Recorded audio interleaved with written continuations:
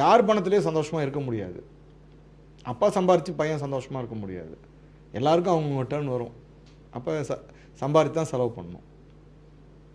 முதல்ல வலிமையாக இருக்க கற்றுக்கோங்க. மென்டல் ஸ்ட்ரென்த் ரொம்ப முக்கியம். என்ன கஷ்டம் வந்தாலும் அது ஏன் எனக்கு வந்துச்சுன்னு பார்க்காம, நான் சொன்னேன் இல்லையா, முதல்ல ஒரு குமுறல் வச்சுக்கோங்க. எனக்கு இது தகுமா, நான் இன்னும் சந்தோஷமாக இருக்கணும், அப்போ நான் ஒர்க் பண்ணுவேன். நான் ட்ரெயினில் முதல் 20 வருஷம் நான் வந்து செகண்ட் கிளாஸில் போயிருக்கேங்க. இன்றைக்கி நான் ஒரு பென்ஸ் கார் வச்சுருக்கேன். நான் வந்து எனக்கு பைக்கே கிடையாது. என்னோட ஒவ்வொரு மூமெண்ட்டும் பென்ஸ் காரில் தான் நான் போகிறேன். ஆனால் நான் வந்து நடந்து போன காலம் உண்டு, இன்டர்வியூக்கு காசு இல்லாமல் இருந்த காலம் உண்டு, எல்லாமே உண்டுங்க. வாழ்க்கையில் எல்லார் வாழ்க்கையிலையும் எல்லா போர்ஷனும் இருந்து தான் இருக்குது.